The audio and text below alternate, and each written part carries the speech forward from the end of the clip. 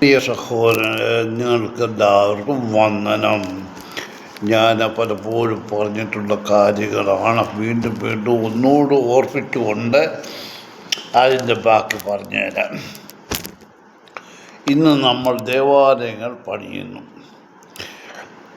ഈ അടുത്ത കാലത്ത് വരെയും ദേവാലയങ്ങൾ തിങ്ങി നിറഞ്ഞ ആൾക്കാരുണ്ടായിരുന്നു. ഈ ഓർത്തോ സഭ കള്ള പുരോഹിതവർക്ക് ഇപ്പോഴും കിടന്ന് കൂവുകയാണ്. ഇങ്ങനെ പോയാൽ നമ്മുടെ സഭയിൽ പള്ളികളിൽ ആൾക്കാർ ഇല്ലാതെ വരും. എന്താണ് കാരണം?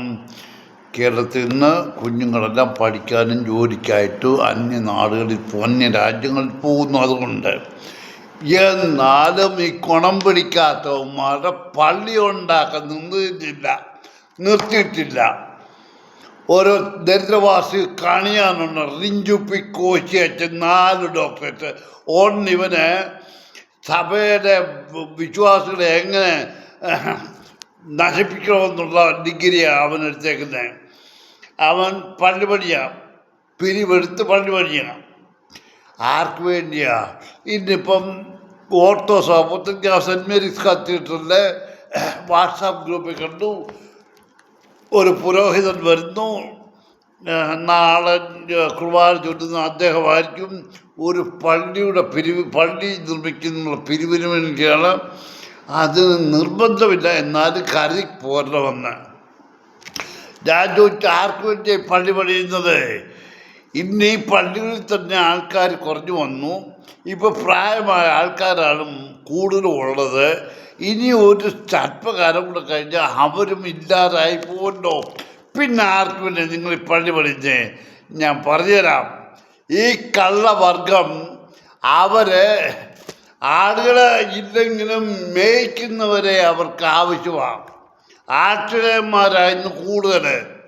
എവിടെ നോക്കിയാലും അവർക്ക് എല്ലാ വർഷവും 3-4 സെമിനാറുകളുള്ളതിന്ന് ഈ കാളകളെ ഇറക്കി വിടുന്നുണ്ടല്ലോ.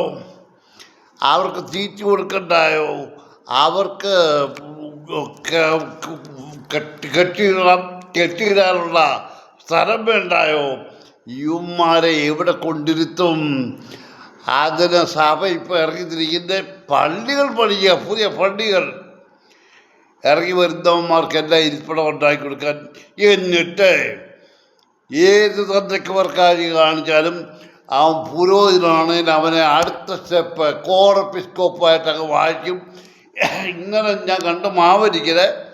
ഞാൻ നേരത്തെ പറഞ്ഞ മർത്തമറിയ സമാജം ഈ പെണ്ണുങ്ങളുടെ പുറകെ കൂടിയിരിക്കുന്ന പുരോഹിത വർഗം.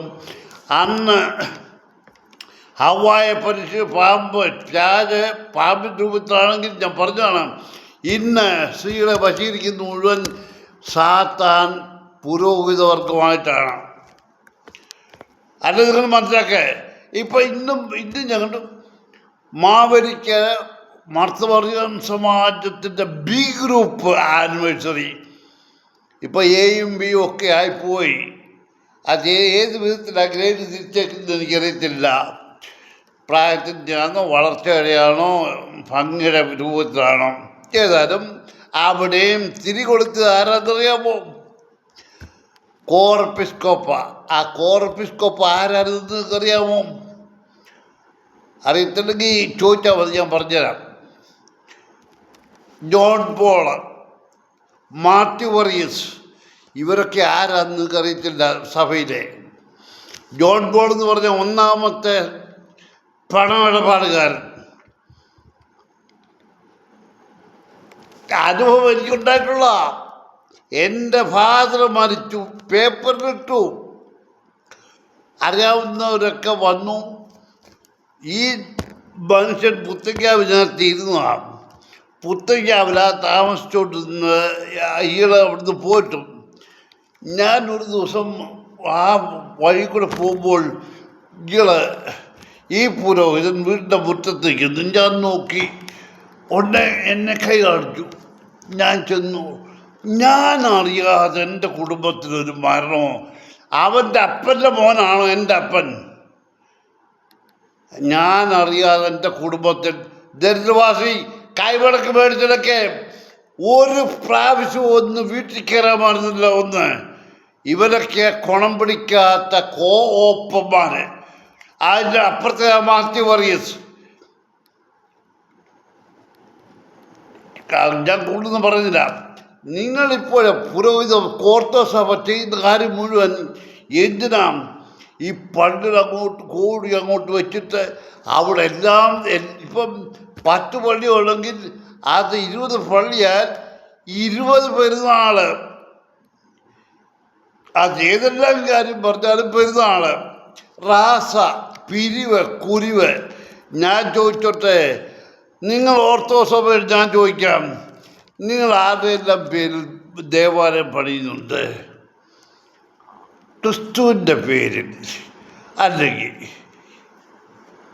ഏതെങ്കിലും ഒരു പള്ളി പണിഞ്ഞിട്ടുണ്ടോ ക്രിസ്തുവിന് വേണ്ടി? ക്രിസ്തുവിൻ്റെ പേരിൽ നിങ്ങൾക്ക് കന്യാമറിയാവുമുണ്ട്, ഔസേപ്പിതാവുമുണ്ട്, മറ്റവരുമുണ്ട്, എന്തിനുമുണ്ട്.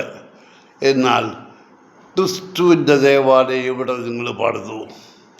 നിങ്ങളോട് ഞാൻ ചോദിക്കുക, കള്ള പുരോഹിതവർഗമേ, ഓർത്തോസഭയിലെ കള്ള പുരോഹിതവർഗമേ, നീയൊക്കെ പണമുണ്ടാക്കാൻ വേണ്ടി എന്തിന് പാവങ്ങളുടെ കീശയിലെ കാശ് പിടുങ്ങാൻ വേണ്ടി?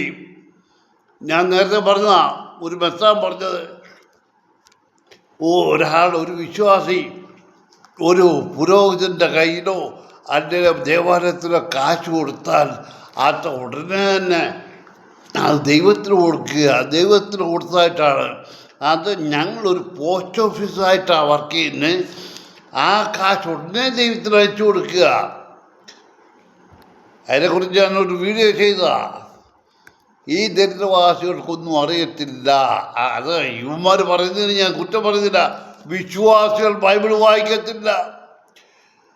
അല്ല ദൈവം പറഞ്ഞത്, നിങ്ങൾ മാനുഷിക കൽപ്പനകളെ പാലിച്ച് നടക്കുന്നു, അനുസരിച്ച് നടക്കുന്നു.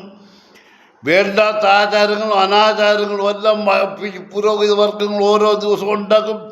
അതെല്ലാം അനുകരിച്ചു പോവുക. നിങ്ങൾ സ്വർഗത്തിൽ പോകാൻ ആഗ്രഹിക്കുന്നല്ലേ? ഇന്നലെ ഞാൻ ബൈബിൾ ഇത് പറഞ്ഞു, എൻ്റെ വീഡിയോ പറഞ്ഞ പോലെ, നിങ്ങൾ കാശ് കൊടുത്ത് അനുഗ്രഹം മേടിക്കാനും കാശ് കൊടുത്ത് സ്വർഗത്തിൽ പോകാനുമായിട്ട് നോക്കിയിരിക്കുക. മക്കളെ, നിങ്ങളുടെ പ്രവൃത്തി ശരിയല്ലെങ്കിൽ നിങ്ങളുടെ ജന്മം നോക്കിയാൽ അങ്ങ് രണ്ടാമത്തെ വരവെങ്കിൽ അവിടെ ചെല്ലുമ്പോണ്ടല്ലോ നീയൊക്കെ ബബ്ബ അടിക്കുക അവിടെ നിന്നുകൊണ്ട്. അല്ലാതെ നീ ഒന്നും ഇങ്ങ് എത്തത്തില്ല.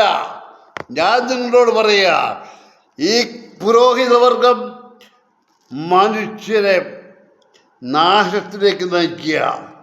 അല്ലെങ്കിൽ ഏതെങ്കിലും ഒരെണ്ണം മെത്രാനോ പുരോഹിതനോ കാതോലിക്കായോ ഏതെങ്കിലും നിന്നെ ഞാൻ ഒരു മനുഷ്യനോട് സംസാരിച്ച് പറയാ, പള്ളി ചോർന്ന സാരമില്ല, അങ്ങനെ സംഭവിച്ചതാ. ഞാൻ ചോദിച്ചു, അതുകൊണ്ട് പള്ളി നശിച്ചു പോകണമെന്നുണ്ടോ? അതിനെക്കുറിച്ച് പറയരുതോ? അതാരെങ്കിലും ചെന്നോ പൊതുയോഗത്തിൽ പറഞ്ഞു. ഈ തെണ്ടിയും അവിടുത്തെ മെമ്പറാ, അവന് കഴിയത്തില്ല. ആരെങ്കിലും പോയി പറയരുതൊന്ന്. വെല്ലോൻ്റെ തോളത്ത് വെച്ചോണ്ട് വെടിവെക്കാം. ഇതാ മിലിറ്ററി എന്ന് പറഞ്ഞ പോലെ. മക്കളെ, അനുഭവിക്കുന്നതൊക്കെ പുരോഹിതവർഗമേ, നിൻ്റെയൊക്കെ അവസാനത്തെ പിരിവായത് നീ മനസ്സിലാക്കിക്കോ. പൊട്ടയ്ക്കാവിടവകയിലും കമ്പൽസറി എന്ന് പറഞ്ഞിരുന്നല്ലേ. ഇന്ന വാട്സാപ്പ് ഗ്രൂപ്പിൽ ഇട്ടിരിക്കുന്നതിന് നിർബന്ധമില്ല, എന്നാൽ കരുതിപ്പോരണം. ദൈവത്തിന് സ്തുതി. ഏതായാലും മക്കളെ, നിങ്ങൾ പള്ളി പണിത് കൂട്ടുവിൻ. അത് ഇനിയിപ്പം ബിവറേജിന് അവർ കെട്ടിടം കൂടുതലായിട്ടൊന്നും വാടകയ്ക്ക് എടുക്കേണ്ടി വരത്തില്ല. ഒരു കുറച്ച് കാലം കഴിഞ്ഞാൽ ബിവറേജിന് നമുക്ക് വാടകയ്ക്ക് കൊടുത്ത് അതിൻ്റെ കാശൂടെ ഓട്ടോ സഭയിലെ മെത്രാന്മാർക്കും പുരോഹിതന്മാർക്കും സുഖജീവിതത്തിന് വേണ്ടി ഉപകരിക്കും.